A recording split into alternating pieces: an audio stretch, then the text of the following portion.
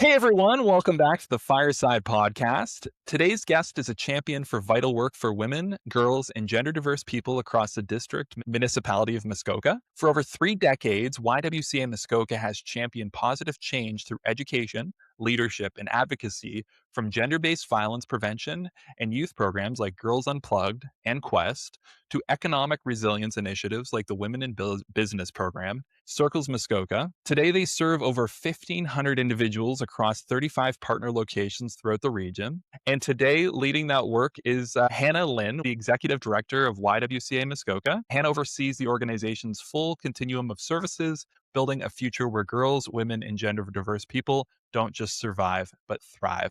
Thank you so much for coming on, Hannah. I really appreciate it. Thanks for having me. For listeners who haven't heard of YWCA Muskoka, how would you describe the vibe and what you folks are up to in a couple sentences? We're a community organization. I think your intro describes really what we do, but we're a Y without walls. So we take our programs out to participants. We focus on women and girls and gender diverse folks and people who need us. Because we're a large rural region, that's a challenge, but getting out and making connections and helping people connect to services across the region is really important for us. Yeah, for sure. I know, with any sort of programs, understanding what's available is one of the first real big hurdles for most people. But by having an organization like yours where people can go and have a clear guide of those different programs and services available is super helpful and helps expedite that process of learning what's available and moving forward in a productive way. That's right. Yeah. So what first drew you to this organization or to this line of work? I came in youth programs. So I moved here in 2003 to Muskoka back from British Columbia. I'm an Ontario girl. I grew up in Ottawa and I heard about their Girls Unplugged program, which has now been running for 30 years. And at the time I thought, that sounds fun. I had a recreation background. I'd worked in museums and heritage and they were looking for girls group leaders. And so I said yes and they said yes. And 20 years later, I'm still here. Wow. Yeah. When you find something that you're so passionate about and it really captivates your attention and you see that meaningful change happening within the community, that has to be such an impactful thing to feel and to just inspire you to keep going because you see it right in front of you. And I've been to your office before and having the different services and spaces you have available where people can come in. And I remember learning about the knitting circle while I stopped by, but just having those things where you can see the change in your community and that's gotta be such an inspiring piece. It's right? Like there's always something going on. There's always a need.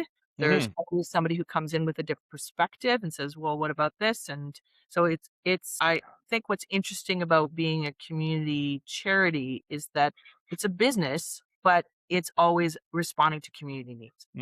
Yeah, and making sure that you're aligning yourself with initiatives like golf tournaments where people can come through and support, have a good time, but then have those funds go back into initiatives and programs that provide positive impact for folks that need it across the region. And Muskoka is seasonal, it's full time, it's everything. And making sure that those services that would be available in larger cities are also available for people who live in Muskoka and the smaller communities surrounding it. That's really cool. Now, is there a program that you're particularly proud of right now when it comes down to what's going on? Sean, this was the toughest question on your list. We run like 18 different programs and they're Yeah. all favorite, right? Okay. Yeah, yeah. I think what people are surprised by is the wide scope of what we do. Right now, our attention is focused on summer day programs for girls. They're running this week. It's our first week of camp. But we've also done some research on gender based violence prevention, youth mental health. We do school based programs. I mentioned Girls Unplugged. We're very proud of the 30 years of that and the 12 years of running boys programs. And I'm proud of the community programs that we've built that help people feel not alone and not isolated. Sometimes when you move to the cottage, you're there for the peace and tranquility. But if you live there year round, or you just moved there, or you're, new to the community, or you're recently widowed, it's different, right? Mhm. You're experiencing it not just in the off season, but the rural isolation is real and it doesn't suit everybody, right? So I think I'm very proud of the fact that all of our programs are helping people connect not only with themselves, but with other people, with resources, with the region. so they feel like they belong, right? I was reading something about making friends over 30, and it was just talking about how do you meet people and just having that available where folks can come together that maybe share a similar interest. If it's knitting, it's knitting. My grandma Yeah. loves knitting. Yeah, So, like meeting like-minded individuals who share the same passion for something in a structured way. People love run clubs in the city because they love to run and they meet other people that love to do that too. But that's such a valid point. If you've grown up in a smaller town, you understand kind of the small town dynamic and how most food places are closed by 9 and this, that, and whatever. But if you're moving in there from a different perspective, there's definitely probably a period of adjustment with that. totally. And I think also we do programs for seniors on digital literacy, on fraud prevention, on learning how to use your device. There's a lot of people that are quite fearful of the greater world, what they don't know, what they don't understand, what they don't feel like they can keep up with. So we're helping with some of that work. We also run an Aging Well program where it's an actual day conference in person for seniors who want to come together. And there's like 9 roundtables with different guest presenters who will talk about what's going on and things they benefit them. That's awesome. Now, is this something that happens like on a quarterly basis or kind of when demand sparks up? Yeah, well, it's funding based. All the things we do are funding based. So we got a grant from the federal government from the New Horizons program for seniors and also from the town of Bracebridge. 2 years ago, we did it here in Bracebridge. We had about 120 people show up. It was in the fall and just the shoulder season. And now we have funding, and the team and volunteers are working on it for this fall. We'll be doing it in Bracebridge and also in Gravenhurst. Very nice. Yeah. That's so cool. How do people typically find you? Is that through just walking in and looking to learn more or Yes, online? that like we're right our office. I said we were a Y without walls. So we're out in community at like, I don't know, 35 different locations throughout the year, including schools, libraries. So there's a bit of that. We are right downtown in Bracebridge. So lots of people walk in the door wondering, oh, I see YWCA. What do you do here? We're right beside Oliver's Coffee Shop, which is a pretty common hangout for lots of people. And on Yep. the other side of us is Deliama Health Food Store, which is also an amazing local business. So word of mouth, we still do lots of flyers and posters. We're on social media on Facebook, Instagram, and we're trying to get out as much as possible. Yeah, for sure. And I know there's a lot of great initiatives that you have, events and stuff that are coming through the pipeline, the golf tournament Mhm. throughout the summer. Kind of off topic, but do you do a lot of golfing yourself? I tend to golf at tournaments, right? Okay. Because of course I'm going to golf in charities, but for my own charity, but also it's a great time, I right? And know. I need to learn how to swing better, but I played pool in university, and so I get to the hole. I'm a mean putter. Good stuff. That's good to know in case we're Well, ever playing together. I will say, I mean, I'm part of the group that's organizing for our golf tournament in the fall, but I also enjoy the playing. And every time I play, I go, why don't I play this more? Why don't I do this more? Right. So I I'm looking know. forward to retirement. Yeah. No, I know golf is such a fun sport, but it is one of those things where you need to get your reps in. Yes. I've got some friends of mine that are really good golfers, and I'd talk to them and I'd say, "Can you give me any tips?" And the tip would always be play more golf.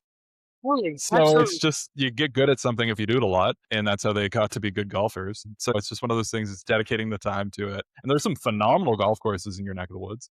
There are. But yeah, no, that's good. So you played a lot of pool. That's neat. Do you still play at all? Do I still play pool? Yes, occasionally when the opportunity strikes. That's Right. cool. Yeah. Yeah, no, I used to play a lot growing up, like probably the same age range as yourself, university. But it's one of those things where I feel like pool tables are not as prevalent as they once were in people's basements. Well, they So are now. now it's like you have to find a pool hall. Right. Right. Yeah. Yeah. Oh, neat. So when you look at your organization and the different initiatives and different programs, what does a win look like for you? And where you think, okay, this is the work making a difference in real time and something that we should celebrate. So, celebrating the accomplishments of women is certainly one of our core values, right? So, there's lots of those. And I think the work is hard, the work is challenging. We all know that in the sector. Economically, things are tough. But so you celebrate all the small wins. But when I think about what a win looks like in a bigger scale, this past spring, we had our graduation of people that were in our Getting Ahead program. There were 36 people, all who had been struggling with poverty, all living with the cycle of can I make ends meet, complex issues. and they graduated. So we had an event in Bracebridge where we invited themselves, their partners, their families, volunteers and staff who contributed to the program, key people in the community. Like I think we had two mayors and a deputy mayor and a couple of counselors come. The funders from United Way, Simcoe Muskoka, were there. And it was brilliant to just see people come up, receive a certificate, share what it meant to them, and know that they were surrounded by the support. Like they had the support of their peers that had gone through this 15-week program. They'd looked at their resources together and they'd come out the other side feeling more confident that they had a voice, that they had friends, connections. They were no longer so alone and had a sense of direction, right? Like I can Yeah. imagine, I've never experienced poverty in its fullest sense, but I imagine how demoralizing and disempowering that is. To see people come out the other side and know that they're part of a community and they have a plan and they have some future goals, even if they're short term goals, right? Hmm. Was super powerful. And then I watched the ripple effect, the That's what I was going to conversation say. somebody Yeah. who just graduated with the mayor and the mayor wants to help them do something else. Or now they feel like they're ready to come talk to another group, or they'd like to come back and volunteer in our program next year. That those you never know where exactly once you plant that seed or light that fire, where it goes, right? That's it. And the biggest champions for the program are people that have done it themselves. And Absolutely. they probably know somebody in their circle that is going through the same thing. And you can believe that the program works because the proof is in the pudding. And And I'm here telling you that it works. Like, I'm here with you. sometimes sometimes we don't know what brings somebody to a position of poverty, right? Like That- I'm actually surprised. One of the things that I've learned over the years, how often debilitating health can take down an individual or a family unit, right? Yep. All of a sudden they're dealing with medical bills. Maybe they didn't have insurance. Maybe they just didn't have the resources and the connections Hmm. and that can throw such a curveball. So it's not necessarily people who are in what we call generational poverty, where their family was in poverty and they grew up in poverty. Often it's a situation. Maybe it's even a divorce, right? Or It could death be in anything. employment or health, Yeah. right? And then they find themselves struggling and looking for supports. And then they find the wall of shame. That's such a great point because there are so many people who probably don't grow up, like you mentioned, in situations of extreme poverty, but even just due to the economy, Yep.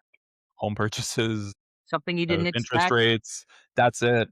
And now you're in a different position than you ever thought you'd ever be in. But having a community resource like the YWCA to be able to help get you through that, and then also just having the brick and mortar location where you have it, where it's in such a friendly spot, like you said, you're sandwiched between two phenomenal businesses.